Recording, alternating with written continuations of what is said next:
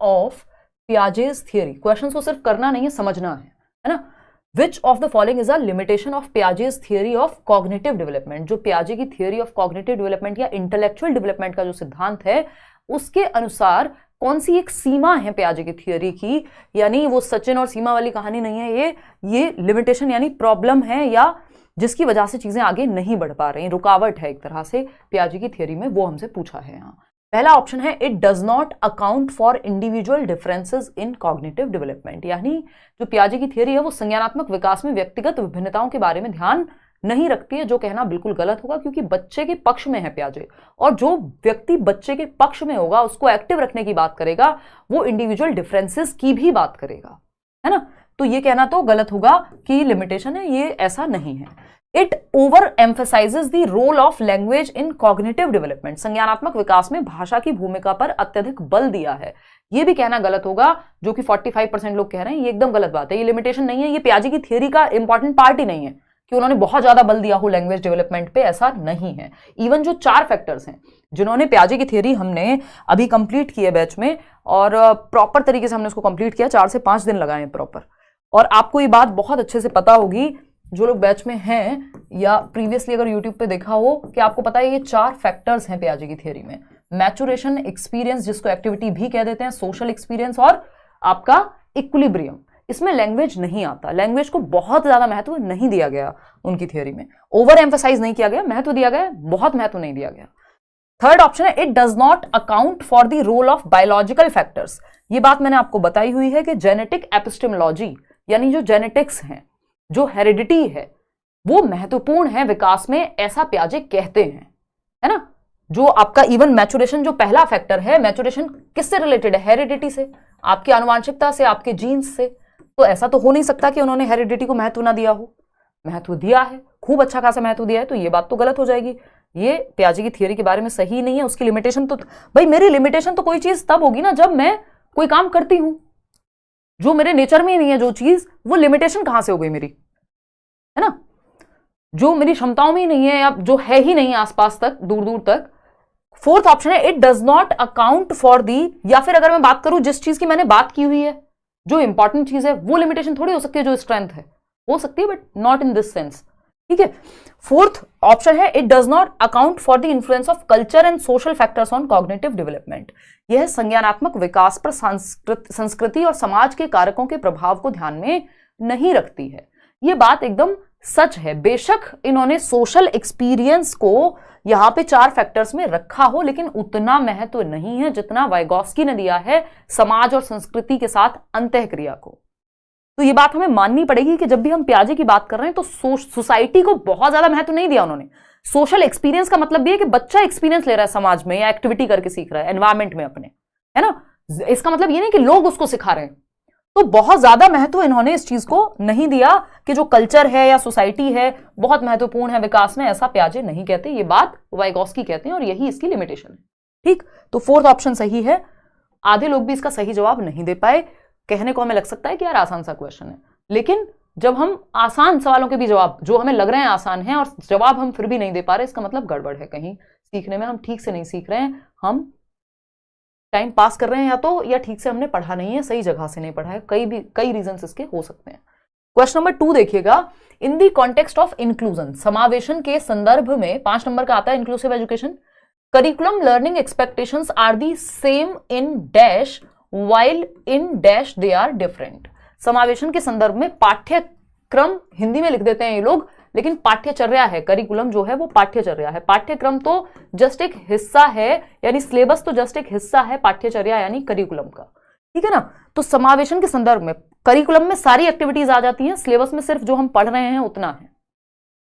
Curriculum में तो school में प्रार्थना से लेके, प्रेयर से लेके, असेंबली से लेके, जितनी भी एक्टिविटीज, स्पोर्ट्स से लेके, सब कुछ करिकुलम का हिस्सा है। स्कूल में कदम रखने से लेके बाहर निकलने तक सब करिकुलम का हिस्सा है, ठीक। सिलेबस एक छोटा सा पार्ट है करिकुलम का जिसमें हम चैप्टर्स पढ़ रहे होते हैं।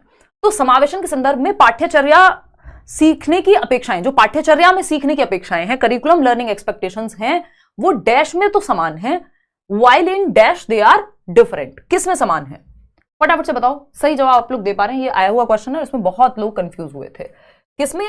देखो ये जो आकांक्षाएं हैं समान किसमें है? एकोमोडेट करने में, कि हर एक बच्चा जो है पढ़ पाए, एजुकेशन फॉर ऑल।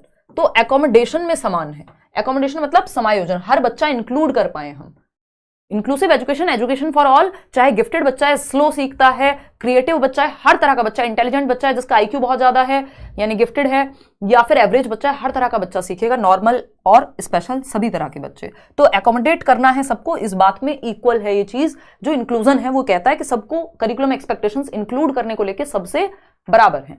लेकिन while in dash they are different, किसमें डिफरेंट है? मॉडिफिकेशन में, यानी सिस्टम में चेंज लाने में, संशोधन में भिन्न है, संशोधन में भिन्न है। वहीं अगर मैं बात करूं समायोजन में समान है, क्योंकि हर बच्चे को समायोजित करना है, हर बच्चे को इंक्लूड करना है, क्लास में एडमिशन भी देना है, उसको सिखाना भी है। तो समायोजन तो सबका करना है, लेकिन क्या सबका समायोजन सेम मेथड से करना है, सबको सेम तरीके से पढ़ाना है? नहीं, उसमें मॉडिफिकेशन लगेगी। मॉडिफिकेशन में विभिन्नता होगी, मॉडिफिकेशन में डिफरेंस होगा कि जो बच्चा जिसको देखने में दिक्कत है हम उसको आगे बिठा रहे हैं, जिसको सुनने में दिक्कत है हम उसको थोड़ा सा लाउड या क्लियर भी बोल रहे हैं, बहुत ज्यादा लाउड नहीं बट थोड़ी सी पिच अपनी हाई रख सकते हैं, उसको आगे बिठा सकते हैं। एक यू टाइप का यूज या सर्कल शेप जो सिटिंग अरेंजमेंट है वो कर सकते हैं, फ्लेक्सिबिलिटी ला सकते हैं, एक्टिविटीज में भी शामिल करा सकते हैं। कोई बच्चा है जो व्हील चेयर पे है तो उसको भी फुटबॉल अगर खिला रहे हैं तो ग्रुप में उसको भी शामिल कर सकते हैं कि पास करने का मौका मिल जाए उसको, है ना। यानी हर बच्चे को इंक्लूड कर रहे हैं, बस तरीके डिफरेंट हैं, इसलिए मॉडिफिकेशन डिफरेंट होगा। एकोमोडेट सबको करना है, ठीक है ना। ऐसा नहीं मॉडिफिकेशन में सेम है, सबके लिए सेम कैसे हो जाएगा? फिर तो मॉडिफिकेशन सेम हो गई, इसका मतलब सबके लिए सीढ़ियां लगा दी। अब जिस बच्चे को व्हील चेयर लेके आना है स्कूल में वो कैसे चढ़ेगा सीढ़ियों से? उसको तो रैंप लगाना था। तो मॉडिफिकेशन डिफरेंट है, एकोमोडेशन सबके लिए सेम है, ठीक। एनरिचमेंट और एक्सेलरेशन एनरिचमेंट प्रोग्राम में ही आता है, गिफ्टेड बच्चों के लिए हम यूज करते हैं एनरिचमेंट प्रोग्राम। इस पे भी क्वेश्चन आया हुआ है, जिसमें हम क्या करते हैं, त्वरण यानी एक्सीलरेशन। हम होता है ना, एक क्लास जंप करा दी, एक साल में 2 क्लास कर ली, तो जो बच्चे जल्दी सीखते हैं उनको हम एक्स्ट्रा चीजें भी करा देते हैं कम समय में। तो वो है एनरिचमेंट प्रोग्राम, जिसके अंदर एक्सीलरेशन की बात होती है। तो ये 2 बातें हमने सीखी। 4th option is the right answer. Question number 3 पर जाएंगे। देखना ये एक आसान सा क्वेश्चन है। आज कुछ अच्छे क्वेश्चंस हैं बीच बीच में, वो आपको, क्योंकि एक आसान एक मुश्किल, 2 क्वेश्चन इजी आ गए, फिर एक मुश्किल आ गया, इस तरह से चलेंगे। Which of the following statements is correct in the context of hearing impairment, यानी श्रवण दोष के बारे में या श्रवण हानि के संदर्भ में कौन सा कथन सही है, यानी वो बच्चा जिसको हियरिंग इंपेयरमेंट है उसके बारे में कौन सी बात सही है। पहला ऑप्शन है, all children with hearing impairment need to use sign language to communicate. Sign language समझते हैं, सांकेतिक भाषा, जिसमें हम, आपने न्यूज में कभी देखा हो, डेफ एंड डम लोगों के लिए, मूक बधिर बच्चों के लिए यूज की जाती है, जिसमें हम बोल नहीं रहे, अपने हाथों से, संकेतों से, जेस्चर्स के माध्यम से अपनी बात को कह रहे हैं। जैसे न्यूज में भी वो साइन लैंग्वेज होती है ना, लेकिन वो हियरिंग इंपेयर्ड के लिए नहीं। हियरिंग इंपेयर्ड का मतलब है उसको सुनाई तो देता है लेकिन कुछ हद तक बाधिता है, दिक्कत है ना। ऐसा नहीं है कि वो बोल नहीं पा रहा या बिल्कुल नहीं सुन पा रहा। तो वो तो जब बच्चा बोल नहीं पाता, डेफ एंड डम है, मूक बधिर है, ना बोल पाता है ना सुन पाता है, तब साइन लैंग्वेज का यूज होता है। हियरिंग इंपेयर्ड के केस में थोड़ी क्या all children with hearing impaired को आप ये करा देंगे, गलत हो जाएगा।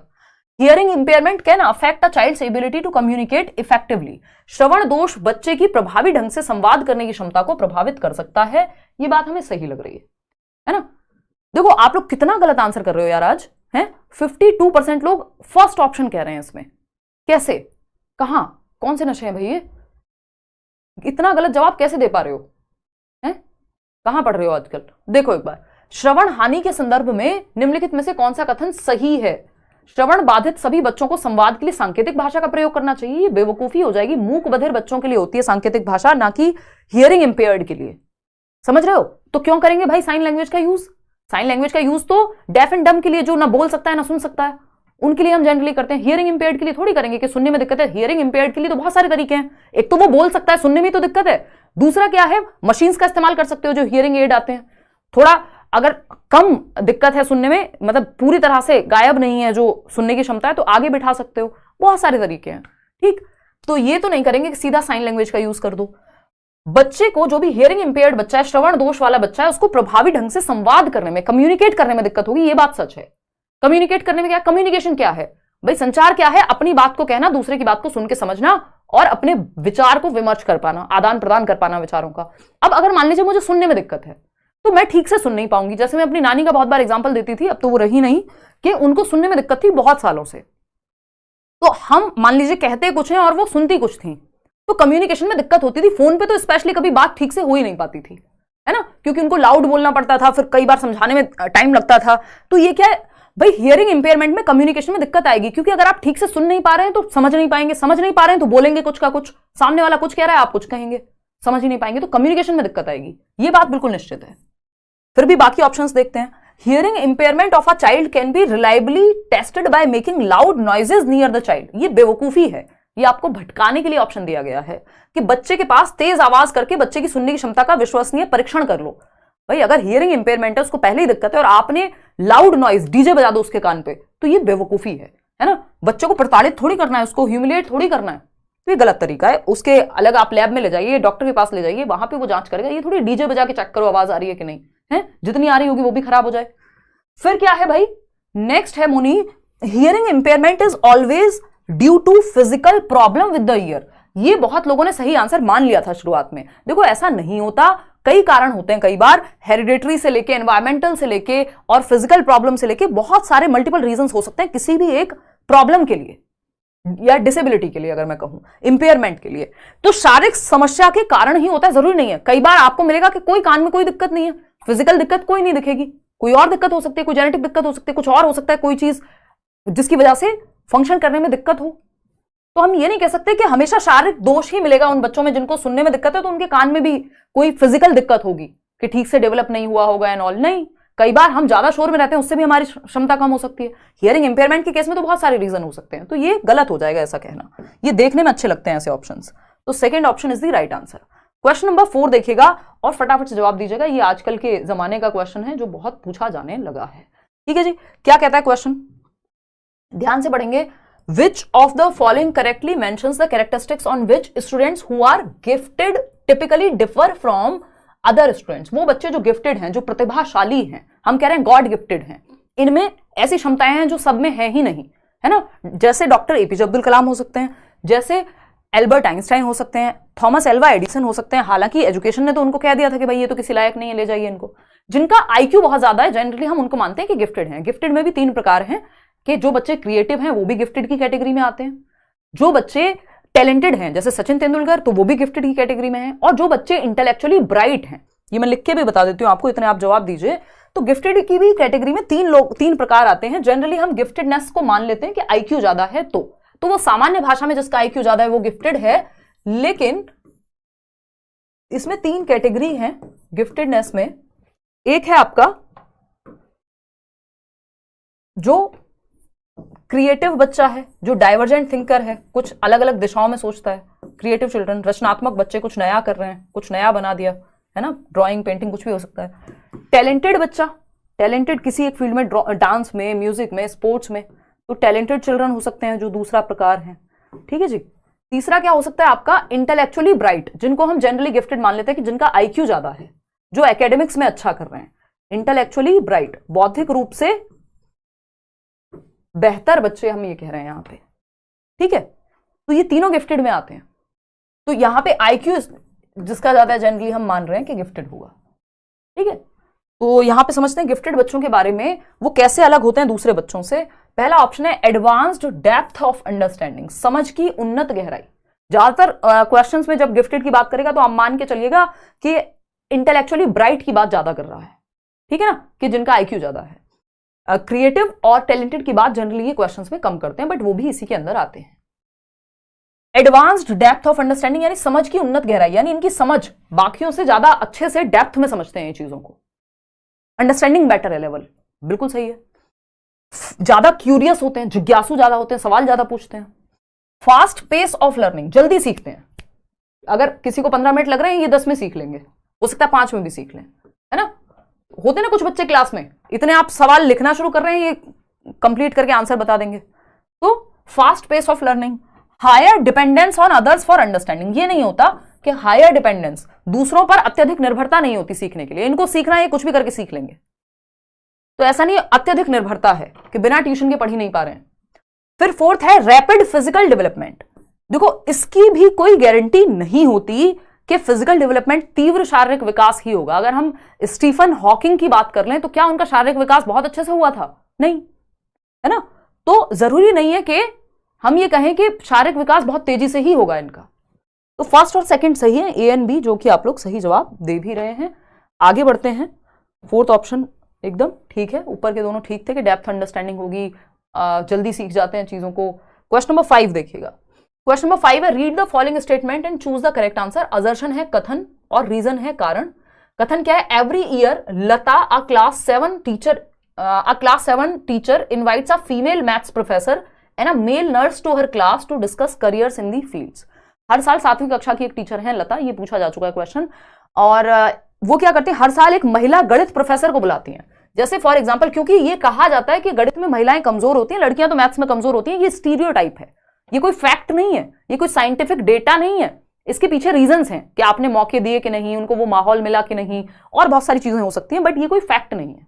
अगर यही फैक्ट होता तो हम शकुंतला देवी की बात करते हैं, या और बहुत सारे मैथमेटिक्स में प्रोफेसर्स मिल जाएंगे तो जो फीमेल्स हैं।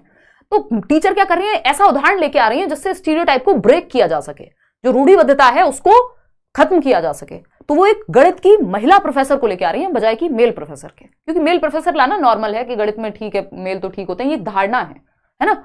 और एक पुरुष नर्स को इन क्षेत्रों में करियर पर चर्चा करने के लिए। अब जनरली हम देखते हैं नर्सेज के नाम पे हमारे दिमाग में क्या आता है, सिस्टर। मतलब हॉस्पिटल्स में अगर नर्सेज हैं तो हम कहते हैं कि सिस्टर ही होंगी, मतलब फीमेल ही होंगी, जो केयर का काम है वो फीमेल्स का काम है, ऐसा मान लिया जाता है। ये एक धारणा है, स्टीरियोटाइप है, रूढ़िबद्धता है। तो इसको भी चैलेंज करने के लिए वो एक मेल नर्स को लेके आ रहे हैं कि मेल्स में भी तो हो सकती है, सिर्फ मदर टेरेसा ही थोड़ी हो सकती है कि जो चाहे कि लोगों की सेवा करना, मेल्स में भी कोई हो सकता है जो केयरिंग हो, ठीक है ना। तो पुरुष नर्स, क्योंकि ये एक करियर है, इसको चूज किया जा सकता है। तो अगर हम बात करें तो करियर पे चर्चा करने के लिए इन्होंने ऑपोजिट एग्जाम्पल चूज किया जिससे चैलेंज किया जा सके स्टीरियोटाइप को। बात ठीक है, ट्रू है, करियर ऑप्शन डिस्कस कर सकते हैं। रीजन क्या है? Gender differences are innate and not acquired through society, यानी जो लिंग भेद हैं वो जन्मजात होते हैं और समाज के माध्यम से प्राप्त नहीं होते। यही गड़बड़ हो गई। ये मान लिया यदि आपने कि जेंडर डिफरेंसेस तो इनेट होते हैं, यानी ये तो आंतरिक है कि लड़के तो मैथ्स में अच्छे होंगे, लड़कियां कमजोर होंगी, तो ये आंतरिक नहीं होता। एनवायरमेंट का इसमें बहुत बड़ा रोल है, ऐसा नहीं है सोसाइटी के द्वारा एक्वायर नहीं किया जाता। वो जो क्वेश्चन आया था ना इस बार कि पिंक कलर लड़कियों से या डॉल से खेलती हैं ज्यादातर लड़कियां, ये पाया जाता है, उसका रीजन क्या है? क्योंकि ज्यादातर सोसाइटी में माहौल वैसा ही दिया गया है, ठीक है ना। तो वो इनेट नहीं है, वो चीज वो सोसाइटी के द्वारा एक्वायर्ड है। बेशक वो बात सही है, लेकिन वो फैक्चुअली सही नहीं है। लिंग भेद जन्मजात होता है और समाज के माध्यम से प्राप्त तो नहीं होता है, ये कहना गलत है। समाज के माध्यम से प्राप्त होता है, तो ये फॉल्स हो गया। तो A is true but R is false, जो कि सेकेंड ऑप्शन है। आप लोग सही जवाब दे भी पा रहे हैं। कितने लोग?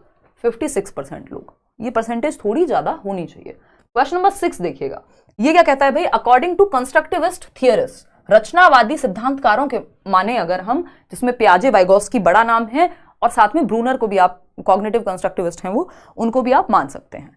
ठीक, पियाजे वाइगोस्की आपके सिलेबस में ज्यादा काम किए हैं, तो पियाजे वाइगोस्की की अगर हम माने यहाँ पे, या रचनावादियों की माने जो बच्चे को एक्टिव रखने में, मीनिंग मेकिंग में, इन सब पे ध्यान देते हैं, which of the following statement would not be correct, यानी जहां बच्चा पैसिव है वो करेक्ट नहीं होगा। पहला ऑप्शन है learners construct knowledge in their social and cultural context. तो वाइगोस्की मानते हैं, वो भी एक रचनावादी हैं, कि समाज और संस्कृति के संदर्भ में बच्चा ज्ञान का निर्माण करेगा। बात सही है। नॉलेज इज सब्जेक्टिव, यानी नॉलेज व्यक्ति परक है। मेरा इंटरेस्ट किसी चीज में तो मैं उस चीज में ज्यादा जानती होंगी, किसी और का म्यूजिक में तो वो म्यूजिक के बारे में जानता होगा, किसी को गाड़ियों का शौक है तो वो गाड़ियों के बारे में ज्यादा जानता होगा, तो सब्जेक्टिव हो गई। ठीक, learners need to be extrinsically motivated to ensure effective learning. ये बात हम कर चुके हैं बैच में भी कि भाई जो कंस्ट्रक्टिविज्म है, पियाजे हैं, वाइगोस्की हैं, वो रिवॉर्ड पे, पनिशमेंट पे, रीइंफोर्समेंट पे, एक्सटर्नल मोटिवेशन पे कि नंबर्स की वजह से लालच में पढ़ लो, रिवॉर्ड के लिए पढ़ लो, इन सब की बात नहीं करेंगे। वो बच्चों को एक्टिव रखने की बात करेंगे, बिना रिवॉर्ड के, बिना पनिशमेंट के, बिना एक्सटर्नल मोटिवेशन के। वो इंट्रिंसिक मोटिवेशन को बढ़ावा देंगे बजाय कि एक्सटर्नल के, कि बाहर से लालच में पढ़ लो, कि साइकिल मिलेगी इसलिए पढ़ लो, नंबर 1 आओगे इसलिए पढ़ लो। इन सब पे ध्यान नहीं देते। रचनावादी ज्ञान की रचना पे फोकस करते हैं, बच्चे को एक्टिव रखने पे फोकस करते हैं। एक्सेलेंस के पीछे भागोगे तो क्या होगा? सक्सेस झक मार के पीछे आएगी। 3 इडियट्स का डायलॉग है, वो रचनावाद को सही तरीके से यहां पे जस्टिफाई करता है। उल्टा नहीं है इसका। प्लूरलिस्टिक होती है नॉलेज और मल्टीपल हो सकती है, हाँ बात सही है। तो यहां पे एक ही चीज गलत है, जो गलत है वही सही है, क्योंकि नॉट लिखा हुआ था, तो थर्ड ऑप्शन गलत था। क्वेश्चन नंबर 7 देखिएगा एक बार। What is the role of evidence in critical thinking? आलोचनात्मक चिंतन में, आलोचनात्मक चिंतन बहुत जरूरी है आजकल। नेशनल एजुकेशन पॉलिसी भी कह रही है, हालांकि पहले से एक क्वेश्चन आता रहा है सीटेट में, नेशनल एजुकेशन पॉलिसी के आने से पहले से आलोचनात्मक चिंतन पे एक क्वेश्चन आता रहा है। आलोचनात्मक चिंतन में जो साक्ष्य की भूमिका है, जो एविडेंस की भूमिका है, कि किसी ने कहा कि भाई 2000 के नोट में चिप है, आपने पूछा एविडेंस दो, कहां है आरबीआई ने ऐसा, है ना, रिजर्व बैंक ऑफ इंडिया ने कहा है ऐसा, एविडेंस तो नहीं है। अब नहीं है तो फिर क्या फायदा हुआ, है ना। हाँ तरुण, तो बात क्या हुई यहां पे, क्या पूछा हमसे, एविडेंस का क्या महत्व है। क्रिटिकल थिंकिंग क्या है? क्रिटिकल थिंकिंग कई लोग समझ लेते हैं बुराई करना, आलोचना करना किसी की, नहीं।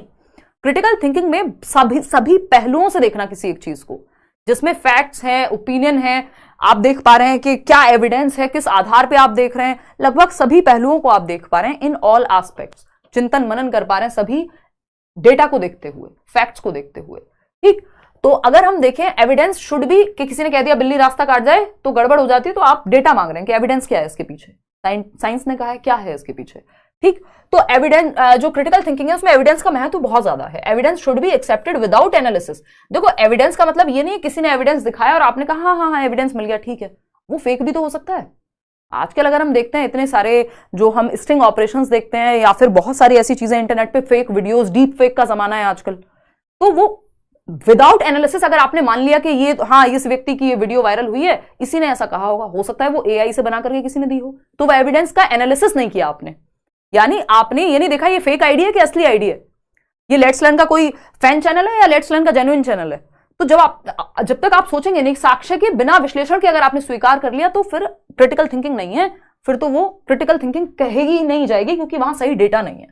Evidence should be evaluated in a logical and systematic way. जो साक्ष्य हैं, जो एविडेंस हैं, जो साक्ष्य प्रेजेंट किए गए हैं, उनका मूल्यांकन तार्किक और व्यवस्थित तरीके से किया जाना चाहिए कि क्या ये सही है, क्या ये इमेज, अगर आप कोर्ट में भी कुछ पेश कर रहे हैं तो उसका भी एनालिसिस होगा प्रॉपर कि वो फेक तो नहीं है कोई चीज, कि आपने अपनी तरफ से बना दी हो, क्रिएट कर दी हो। तो साक्ष्यों का मूल्यांकन जो है वो लॉजिकल और सिस्टमैटिक वे में किया जाना चाहिए, ये बात तो सही है। एविडेंस इज इररेलेवेंट, इररेलेवेंट नहीं हो सकता, रेलेवेंट है, इग्नोर नहीं कर सकते हम, शुड बी इग्नोर्ड नहीं, should not be ignored, it is significant, important, महत्वपूर्ण है जो साक्ष्य है, बस एनालिसिस करना है प्रॉपर उसका कि वो सही भी है या नहीं। क्वेश्चन नंबर 8 देखिएगा, थोड़े से लेंदी है, क्वेश्चन लेंदी ही पूछे जाते हैं पेपर में। क्वेश्चन नंबर 8 देखिएगा, असर्शन क्या है इसमें, जीन पियाजे and Lev Vygotsky differ in their perspective on the influence of language on cognitive development in children. Jean पियाजे और लेव वाइगोस्की जो हैं वो बच्चों में रचनात्मक संज्ञानात्मक विकास पर भाषा के प्रभाव पर अपने दृष्टिकोण में भिन्न है। यानी वाइगोस्की कहते हैं language is the greatest tool, यानी भाषा जो है एक सबसे बड़ा यंत्र है जिसके माध्यम से संज्ञानात्मक विकास हो सकता है। पियाजे कहते हैं संज्ञानात्मक विकास से भाषा कई बार डेवलप हो रही होती है। तो ये विभिन्न तरह से सोचते हैं, अपने थॉट और लैंग्वेज, विचार पहले आता है कि भाषा पहले आती है, उस पर भी वो अलग सोचते हैं। तो ये बात तो ट्रू है, ये भिन्न सोचते हैं, डिफरेंट। रीजन क्या दिया है इसका, in discovery learning teacher provides opportunities and students derive information for themselves. यानी जो अन्वेषण शिक्षण है जिसमें डिस्कवरी करके बच्चा सीखता है, उसमें बच्चों को अवसर दिए जाते हैं और वो खुद से सीखते हैं चीजें, है ना। मतलब यहां पे बात कुछ हम क्या कर रहे हैं, ऑरेंजेस को कंपेयर कर रहे हैं एप्पल्स से, कि भाई यहां कुछ बात ही नहीं चल रही, यहां जीन पियाजे और वाइगोस्की की बात हो रही थी, यहां डिस्कवरी लर्निंग पे ले गए। तो ये बात तो सही है कि डिस्कवरी लर्निंग में ऐसा होता है, लेकिन ये इस कथन का रीजन सही नहीं है। तो both A and R are true, भाई अपना अपने अपने आप में सही है ना। सीमा भी सही है, सचिन भी सही है, बट एक दूसरे के लिए सही नहीं है। अगर नहीं बन रही तो, या कोई और नाम ले लो आप, तो क्या होगा, फिर बात नहीं बनेगी, कहानी बिगड़ जाएगी, ब्रेकअप, ठीक। Both A and R are true but R is not the correct explanation of A. सही एक्सप्लेनेशन नहीं है, सही व्याख्या नहीं करता आर एक ही, बाकी दोनों सही हैं अपनी अपनी जगह पे, स्टेटमेंट सही है अपने आप में। क्वेश्चन नंबर 9 देखिएगा, फटाफट से जवाब दीजिएगा। In a progressive classroom the students, जो एक प्रगतिशील कक्ष है, प्रगतिशील किस लिए कह रहे हैं, क्योंकि बच्चा एक्टिव है, चाइल्ड सेंटर्ड है, बाल केंद्रित है। जॉन डुई को याद कीजिए, लर्निंग बाय डूइंग की बात करता है, बच्चे को एक्टिव रखने की बात करेगा, प्रोग्रेसिव एजुकेशन। बात सही है नहीं, क्या कहता है भाई, do not ask many questions, बच्चे क्वेश्चंस नहीं पूछते, भाई बच्चे को फ्रीडम है, बच्चा क्वेश्चन पूछता है प्रोग्रेसिव एजुकेशन में, ये गलत हो जाएगा। Ask questions to the teacher, शिक्षक से प्रश्न पूछते हैं, हाँ पूछते हैं भाई, ये बात सही है। आस्क, बच्चा और टीचर दोनों एक्टिव हैं, ये क्वेश्चन भी पूछा जा चुका है, both teacher and students are active, भाई टीचर भी एक्टिव है और बच्चे भी एक्टिव हैं, उसी को हम प्रोग्रेसिव या चाइल्ड सेंटर्ड क्लासरूम कहेंगे। चाइल्ड सेंटर्ड का मतलब यानी बाल केंद्रित का मतलब ये नहीं कि सिर्फ बच्चे ही एक्टिव हैं, दोनों एक्टिव हैं। तो टीचर से क्वेश्चन पूछते हैं बच्चे, आपस में क्वेश्चंस पूछते हैं अपने पीयर्स से, अपने सहपाठियों से, खुद से भी क्वेश्चन पूछते हैं, खुद से भी डाउट सॉल्व करते हैं। तो बी सी डी तीनों बातें सही है, यानी थर्ड ऑप्शन यहां पे सही है। 78% लोग सही उत्तर दे पा रहे हैं। तो एक क्वेश्चन प्रोग्रेसिव एजुकेशन से जरूर आता है, मिनिमम, ज्यादा भी आते हैं कई बार। क्वेश्चन नंबर 10 देखिएगा, ये क्या कहता है, वही असर्शन और रीजनिंग वाला सवाल है, फटाफट से देखते हैं। असर्शन यानी कथन क्या कहता है, considerable variations exist in developmental rates among children, बच्चों के बीच विकास दर में काफी विभिन्नताएं होती हैं। यानी अगर 2 बच्चे हैं, 3 बच्चे हैं, तीनों ही 1.5 साल के हैं, तो जरूरी नहीं है कि तीनों सेम लेवल की भाषा सीख चुके हों, तीनों ने चलना शुरू कर दिया हो सकता है किसी ने 2 महीने पहले चलना शुरू कर दिया, किसी ने बोलना जल्दी शुरू कर दिया, किसी ने कुछ और। इसका मतलब क्या हुआ कि दर में भिन्नता पाई जाती है। स्टेज सेम है, दर में भिन्नता है, ये बात तो सही है। ये डिफरेंस होता है रेट में, भाई रेट तो सेम नहीं होता ना, स्टेज सेम होती है, पेस डिफरेंट है, स्पीड डिफरेंट है विकास की। कारण क्या है इसका, developmental differences are an inevitable result to complex interaction of genetic and experiential variations. Experiential का मतलब है एनवायरमेंट, जो अनुभव ले रहा है बच्चा, तो हेरिडिटी, और जेनेटिक्स का मतलब हेरिडिटी है ही, आनुवंशिकता। अब ये किस वजह से होते हैं अंतर, दर में जो भिन्नता है, जो उनको हेरिडिटी से मिला है और जैसा एनवायरमेंट मिला है, उन दोनों की अन्योन्य क्रिया से दर में भिन्नता पाई जाती है। यही 2 रीजन है, या तो हेरिडिटी या एनवायरमेंट, या इन दोनों का इंटरेक्शन, तीसरा कोई रीजन नहीं है आपके जीवन में।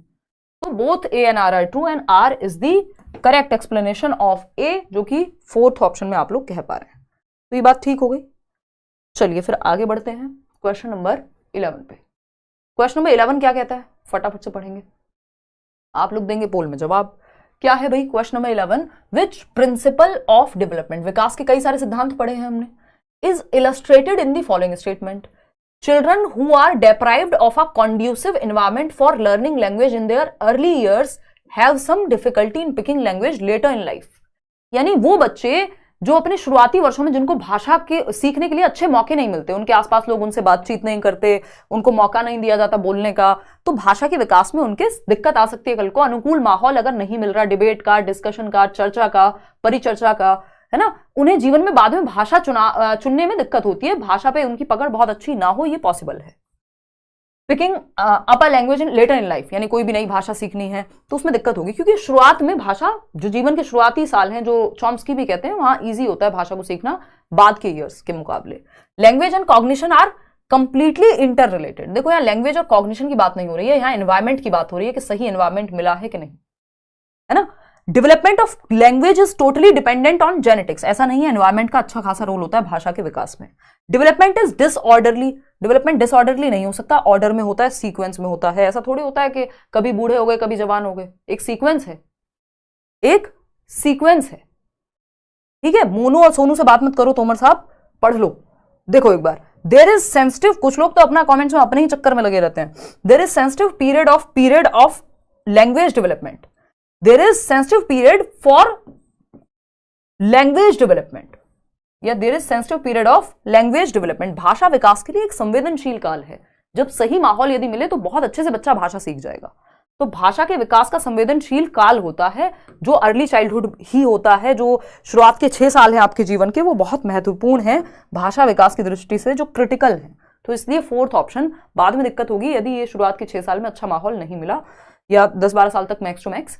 जो लैंग्वेज एक्विजिशन डिवाइस है वो भी इन्हीं सालों में सबसे ज्यादा एक्टिव होता है नॉम चॉम्स्की के अनुसार। क्वेश्चन नंबर 12 देखना, what does inclusive education entail, भाई 5 नंबर का है समावेशी शिक्षा, क्वेश्चंस भी ज्यादा होने चाहिए एक सेट में। तो समावेशी शिक्षा का तात्पर्य क्या है, पहला ऑप्शन है सेग्रीगेशन, जहां सेग्रीगेशन दिख जाए इसका मतलब समावेशी शिक्षा के अगेंस्ट है ये बात। Segregation is against the law of nature, जो अलगाव है वो प्रकृति के नियमों के खिलाफ है। जैसे प्रकृति या मदर नेचर हम कहते हैं ना, तो अगर बारिश हो रही है तो सब पे एक साथ होगी, अगर आप एक जगह पे खड़े हुए हैं, हवा चलेगी सबके लिए एक साथ चलेगी, सूरज निकलेगा सबके लिए, चाहे कोई देख सकता है नहीं देख सकता है, चल सकता है नहीं चल सकता है। उसी तरह से स्कूल्स भी सबके लिए होने चाहिए, एजुकेशन भी सबके लिए होनी चाहिए, यानी इंक्लूसिव होनी चाहिए, समावेशन करे जो हर बच्चे का, चाहे वो गिफ्टेड हो, बैकवर्ड हो, कुछ भी दिक्कत है उसको। तो सेग्रीगेशन एंड कैटेगराइजेशन, लेबलिंग करना, बच्चे पे ठप्पा लगाना गलत तरीका है। अलगाव नहीं, इंक्लूजन चाहिए। स्टैंडर्ड करिकुलम नहीं, फ्लेक्सिबल करिकुलम चाहिए, ये भी गलत हो गया। Provisioning of only vocational education to learners with special needs, जिन बच्चों को विशेष आवश्यकताएं हैं उनको सिर्फ क्या करेंगे हम, वोकेशनल एजुकेशन के थोड़ी बहुत स्किल्स सिखा दें, जबकि हम मेंटली रिटार्डेड बच्चों के लिए वोकेशनल एजुकेशन रखते हैं, सारे स्पेशल बच्चों के लिए नहीं, है ना। स्पेशल बच्चा जो नॉर्मल से अलग है, वो गिफ्टेड हो सकता है, वो आपका विजुअली इंपेयर्ड हो सकता है, हियरिंग इंपेयरमेंट हो सकता है, सुनने में दिक्कत हो, तो यहाँ फ्लेक्सिबिलिटी एक पॉजिटिव टर्म है। Flexibility in the curriculum as a result of recognition of individual differences, व्यक्तिगत विभिन्नताओं की पहचान परिणाम स्वरूप पाठ्यक्रम में लचीलापन होना चाहिए कि अगर एक बच्चा है जो मैथ्स में अच्छा है तो उसको मैथ्स के लिए माहौल मिले, एक बच्चा है जो स्पोर्ट्स में अच्छा है तो उसको स्पोर्ट्स के लिए माहौल मिले। तो ये चीज का ध्यान रखना है कि इंडिविजुअल डिफरेंसेस होंगे और अलग अलग आवश्यकताएं होंगी। Fourth option is the right answer. Question number 13 देखिए और जवाब दीजिए। Development is a dash process that begins at dash. फटाफट से बताइए, इतने 2 बूंद जिंदगी के आई मीन पानी पी लेते हैं। आप बताइए फटाफट, माहौल कैसा चल रहा है? दिल्ली में मौसम बढ़िया, आप बताइए अपने यहाँ कैसा है? चलो मत बताओ, एक काम करो आंसर दे लो पोल में। मैम का क्लास ही रुकता है, सैफ कह रहे हैं। यार ये पता नहीं क्या दिक्कत है, अब नया स्टूडियो और 1-2 महीने की बात है, पता लग जाएगा कि ये क्या समस्या है मेरी ही क्लास में, क्योंकि हम सिस्टम भी चेंज करा चुके हैं फिर भी ये समस्या का समाधान ही नहीं हो पा रहा है। ये चीज़ बहुत दिनों से होने लगी है, पिछले 2 बार से, पिछले 2 सीटेट से ये मैं सुनने में आ रहा है मुझे।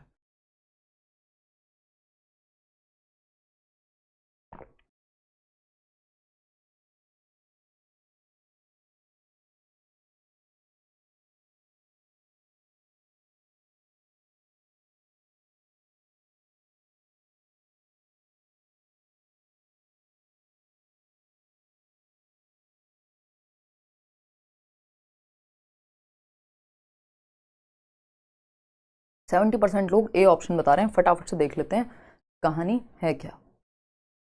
देखिएगा, अगर मैं बात करूं यहां पूछा है डेवलपमेंट डैश है, विकास एक डैश प्रक्रिया है जो कब से शुरू होती है, तो आपको पता है गर्भाधान से शुरू हो जाती है, कॉन्सेप्शन से, है ना, माँ के गर्भ से, वूम्ब से शुरू हो जाती है और टूम्ब तक चलती है।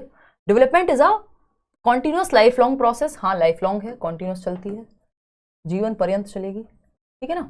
और at the time of conception, गर्भ धारण के समय पे, जब जाइगोट फॉर्मेशन से ही शुरू हो जाएगी, जन्म से नहीं, जन्म से पहले से, गर्भ से ही शुरू हो जाएगी। लेकिन सिर्फ चाइल्डहुड में चलती है ये कहना गलत होगा, ये गलत हो जाएगा। तो सिर्फ फर्स्ट ऑप्शन ही यहाँ सही बचता है। आसान सा सवाल है। क्वेश्चन नंबर 14 देखिएगा फटाफट से, क्या कहता है भाई क्वेश्चन नंबर 14? देखते हैं, समझते हैं, फिर आगे बढ़ेंगे। जवाब दीजिए फटाफट। क्वेश्चन नंबर 14 कहता है, कथन है a child has to have some neuromotor maturation. एक बच्चे को गेंद पकड़ना सीखने के लिए has to have some neuromotor maturation before she learns to catch a ball. एक बच्ची को या एक बच्चे को यदि बॉल को, गेंद को पकड़ना सीखना है तो उससे पहले कुछ न्यूरोमोटर परिपक्वता होनी चाहिए। न्यूरोमोटर क्या है कि तांत्रिकीय जो क्षमता है और गतिक क्षमता है वो दोनों मैच करें, कि बॉल किस गति से आ रही है उस गति से आपके जो मोटर एक्टिविटीज हैं और जो ब्रेन है दोनों साथ में मिलकर काम कर पाए। इस लेवल की मैच्योरिटी आनी चाहिए। अगर आप 3 महीने के बच्चे को बॉल फेंकेंगे तो वो उसके फेस में ही लगेगी या उसको चोट ही लग जाएगी, वो पकड़ तो पाएगा नहीं, क्योंकि वो अभी मैच्योर नहीं है उस चीज के लिए, उसका न्यूरोमोटर मैचुरेशन हुआ नहीं है, उतना हेरिडिटी से उसकी क्षमता आई नहीं है कि वो अभी सही से रिस्पॉन्स दे पाए उस चीज का। तो ये बात तो सही है, ट्रू है ये बात। रीजन क्या है इसका? Learning is dependent upon development, यानी जो लर्निंग है, सीखना विकास पर निर्भर करता है। भाई मैचुरेशन क्या है? डेवलपमेंटल प्रोसेस है, हालांकि लर्निंग भी एक डेवलपमेंटल प्रोसेस है, विकासात्मक प्रक्रिया है। तो लर्निंग डेवलपमेंट पे डिपेंड करती है। हाँ इस केस में तो है, यदि डेवलपमेंट नहीं होगा, अगर बच्चे में न्यूरोमोटर मैचुरेशन आई ही नहीं है, उसके हाथ पैर आंखें, उसका दिमाग का वो कनेक्शन, न्यूरोमोटर डेवलपमेंट बना ही नहीं है, गति और दिमाग का कनेक्शन साथ में हुआ ही नहीं है, तो आप उसको नहीं सिखा सकते बॉल पकड़ना। 3 महीने के बच्चे को गेंद पकड़ना नहीं सिखा सकते आप। इसका सिंपल उदाहरण यही है। तो सिखाने के लिए भी, लर्निंग के लिए भी एक सर्टेन लेवल ऑफ डेवलपमेंट होना चाहिए। ये बात एकदम सही है और मैचुरेशन पे ट्रेनिंग का बहुत ज्यादा प्रभाव नहीं पड़ता। तो दोनों ही बातें सही है। ए इज करेक्ट एंड जो एक्सप्लेनेशन है आर वो भी सही है इसकी। क्वेश्चन नंबर 15 देखिएगा। इस तरह का क्वेश्चन इस बार भी पूछा हुआ था, बहुत बार पूछा जा चुका है कि सोशलाइजेशन कैसी प्रोसेस है, सिंपल है या complex. Socialization is a dash process in which connections among various agencies of socialization are. Agencies of socialization कौन सी होती हैं भाई? फैमिली हो गई, एजेंट्स यानी वाहक, जहां से बच्चा सोशलाइजेशन क्या है, समाज में रहने के तौर तरीके, नियम कायदे कानून सीखेगा। स्कूल में एक तरह से बिहेव करते हैं, मंदिर में जाते हैं अलग तरह के कपड़े पहनते हैं, दुनिया भर की चीजें, जो भी कहाँ के क्या क्या रूल्स हैं। फैमिली है ना, फैमिली। अब कई लोग कहेंगे आप तो खुद पूजा में ब्लैक कपड़े पहन जाते हो, बताया था यार इसका रीजन, है ना, भावनाएं अच्छी होनी चाहिए। इधर आ जाओ वापस, उसमें रेड और व्हाइट भी था। देखो एक बार, फैमिली, मजाक कर रही हूँ, इधर आ जाओ, बहुत सीरियस बात नहीं करेंगे। फैमिली और क्या है? स्कूल भी एक, सोसाइटी आपकी जो नेबरहुड है आसपास, मास मीडिया जो चैनल्स आप देख रहे हैं आजकल इंस्टाग्राम और फेसबुक और यूट्यूब पे आप किन लोगों को फॉलो कर रहे हैं वो भी आपका सामाजिकरण कर रहे हैं। कि अगर आप देख रहे हैं कि जो आपका आइडियल है जिसको आप फॉलो कर रहे हैं वो ही सुबह शाम तक गालियां देता है वीडियो में, तो आपको भी लगेगा हाँ ये तो ठीक है ना। तो सामाजिकरण एक डैश प्रक्रिया है। क्या सरल है? नहीं, सिंपल नहीं है। कोई भी प्रोसेस सिंपल नहीं है, चाहे वो लर्निंग हो, डेवलपमेंट हो, सोशलाइजेशन हो, ये सब कॉम्प्लेक्स प्रोसेसेस हैं, जटिल हैं, इतना आसान नहीं है। समाज भी बदलता है समय के साथ, आप भी बदलते हैं, कुछ चीजें सही हो जाती हैं, कहीं पे कुछ गलत हो जाती हैं, इतना जटिल सिस्टम है समाज का। तो सामाजिकरण या कोई भी प्रक्रिया कॉम्प्लेक्स ही होती है। और जो ये एजेंसीज हैं कि family, school, society, mass media, इनके सबके बीच में इंटरेक्शन या कनेक्शन होना जरूरी है, इंपॉर्टेंट है। तो दोनों ही बातें सही हो गई। ठीक है जी, क्लियर।